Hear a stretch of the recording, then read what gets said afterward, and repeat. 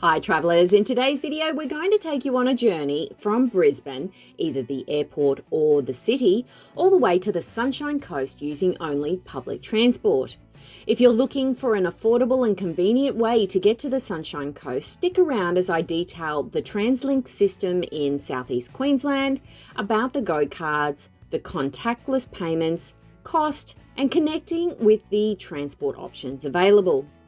The public transport options in southeast Queensland are through the Translink network. This includes the trains, trams, buses, and ferry services that you can take throughout Brisbane, Gold Coast, and of course the Sunshine Coast. Any Translink service can be paid using the GoCard and a paper ticket. If you're travelling substantially on the network for your visit, then I definitely recommend the GoCard, as this ends up working out about 30% cheaper than a single paper ticket. You can purchase a GoCard either online, at manned train stations, a local retailer like 7-Elevens, or news agencies that display the GoCard sign. Or you can get an adult GoCard from these big self-service machines, which displays a few different languages as well as helping you top up your GoCard with extra money or checking your balance. Although, just be careful when using the touch displays on these machines. They aren't always the best for selecting the option you intended. I often find a delay and you might have to press really hard for your fingers to be recognised. But note, these same fare machines sell you the single paper tickets as well as manned train stations. As an alternative, you can complete a single top-up on your GoCard online, registering an auto top-up, which is what I do being a local, or even going to the same retailers where you buy the card. And don't forget that the GoCard balances are also displayed when you tap them on and off. Using the smart ticketing system is no difference in price than with an adult GoCard. So it can be a convenient option if you're only using the public transport a limited number of times. Essentially, the smart ticketing machines use your credit card, Visa debit, or even contactless payment devices like your mobile phone and smartwatches. These are being introduced across all services, including trains, trams, buses, and ferries. I see the smart ticketing machines at major stops, but they aren't everywhere yet. Others will show the GoCard only on the tapping display, so if you're travelling to less popular stations, then you might need a paper ticket or purchase the GoCard mentioned before. Since smart ticketing is only suitable for adult fares, you will need a GoCard for concession card holders or children. Once you have either the GoCard or the credit card, you just need to make sure you tap on when you get on the service or enter the station, and tap off when you get to your destination. That's even if you're connecting to another service like a train to bus, a bus to tram, or a train to ferry.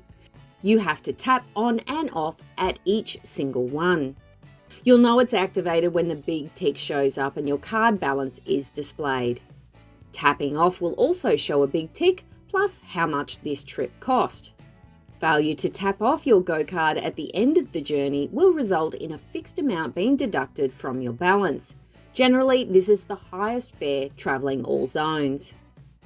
The fare prices are generally charged in zones.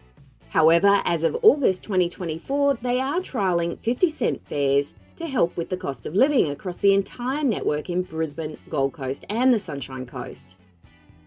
This may or may not be around for your visit, but prior to this, a single zone started at peak times with an adult price of $3.55 and up to $21.48 for 8 zones. Obviously, this gets cheaper for off-peak and concession card holders. Even if you are connecting services, like the train and bus in the one trip, the system knows whether to charge you or not based on the time difference between your last tap-off. If you're trying to plan out your journeys, this can be done through the Translink app on your phone. This uses all networks from point A to point B that you select, the cost, walking distance to and from your location and destination, the train platform number, service times, and the service numbers. This is your go-to app for any public transportation around southeast Queensland, and it's very handy to ensure you make your connections and know where you need to be. It can even navigate from your actual location with walking distance to the nearest public transport stop. But just so you know, you will need data or Wi-Fi to access it. You can obviously start from Brisbane Central Station or using the air train from the Brisbane International or Domestic Airport. If you start at the airport, it only takes about 10 minutes to navigate from the arrival lounges along the walkway bridge and up the elevators, while you're following the air train signs. These will depart around every 30 minutes and travel through to Brisbane City and down to the Gold Coast. The air train runs on a different, more expensive price regime, but you can still use your GoCard or contactless credit card to pay for it. Generally travelling from the Brisbane Airport to Central Station, a single GoCard ticket will cost about $10.95 for a one-way adult. But I have seen this around twice the price before the 50-cent fares changed on the rest of the network. In the end, if you're travelling to the Sunshine Coast, I suggest getting off at the Eagle Junction station instead of going all the way into Brisbane Central, and then connecting to the Caboolture-Nambour train, which heads north.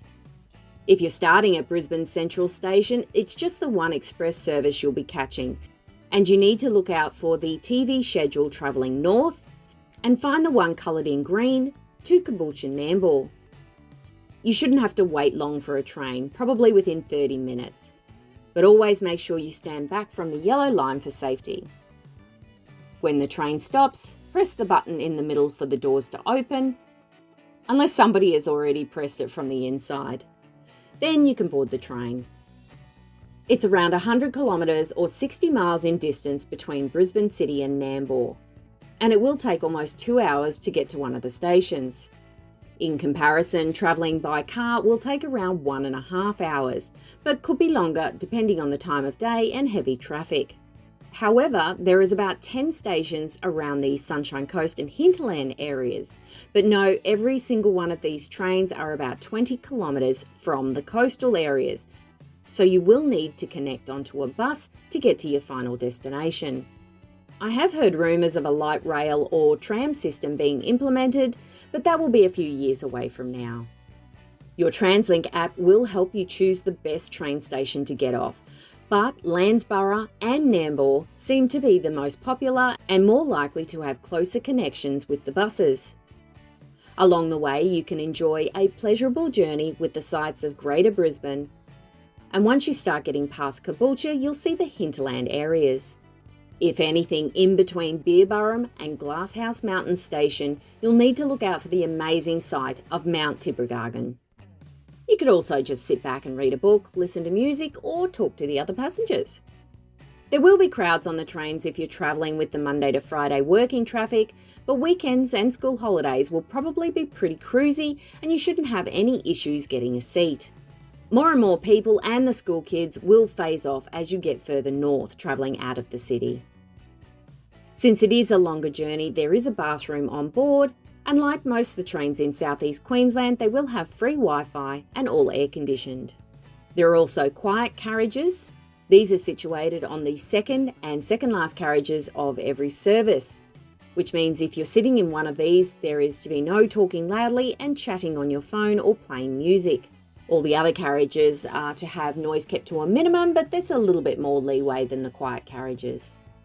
For today's journey, we travelled to Nambour Station to catch our bus.